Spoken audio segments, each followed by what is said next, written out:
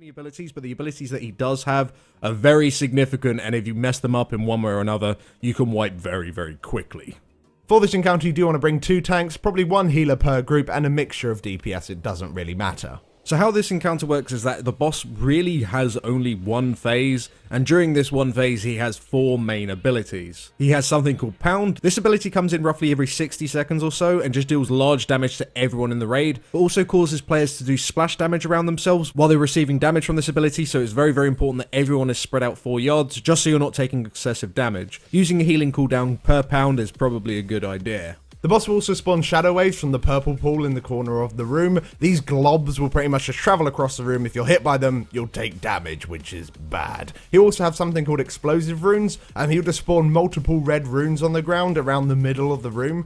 These runes will explode after 15 seconds, dealing a shit ton of damage to the entire raid. However, if you run over one of the runes before they explode, only that player will take the damage and the rune will be destroyed. So the idea is that when these runes spawn, run over the runes one by one just to explode them off. It doesn't do too much damage to your character, but you may want to use some sort of defensive cooldown to reduce the damage that you're taking. And the last ability that he'll throw at you is something called Grasping Hands. When he casts this, the entire raid will be placed in a Kormrok hand. Now initially when these hands spawn, they actually deal physical damage to anyone within 4 yards. This prevents your entire raid from being stacked up on one single location, which is probably what you saw in our PTR video. Things have changed since then. So the way that you need to deal with them now is that when the hands are about to come in, you want your raid still to be roughly stacked, but not so much that everyone's going to immediately die. The way that we do it is that we just spread the entire raid out within inside a healing rain or an efflorescence, and that should be more than fine, providing people aren't ultra stacked. Now while you're inside these hands, you are rooted, you cannot move at all, and you'll also be taking light physical damage. So the idea is, these hands spawn, make sure you're spread, and just AoE them down immediately.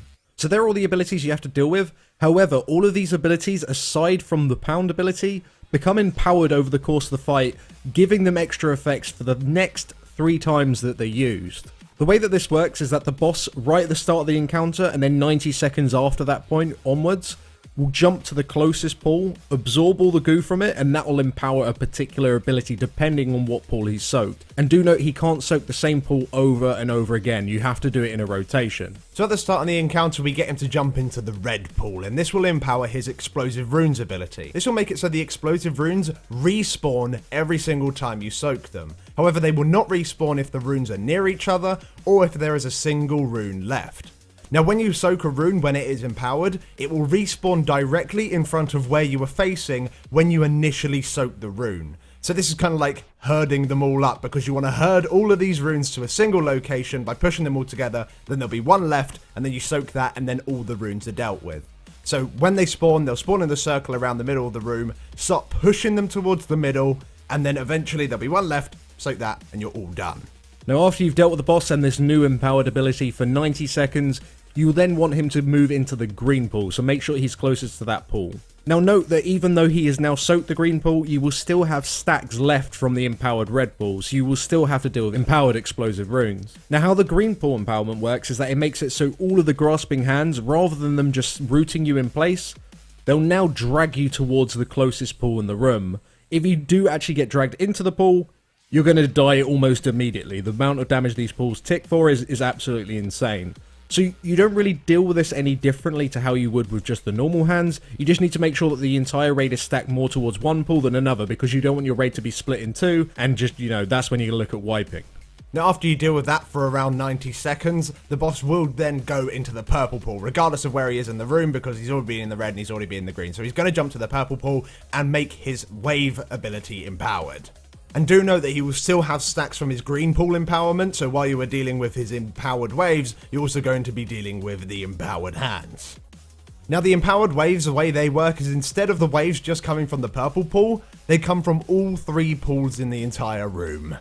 It gets messy as shit. If you're in the middle, it is very, very hard to dance around them, and really the best way of dealing with it when these waves do come in is try and work your way through the waves into a certain area, so then you can dodge the other waves coming towards you, because as I said, if you're in the middle, you're most likely going to get caught out and die.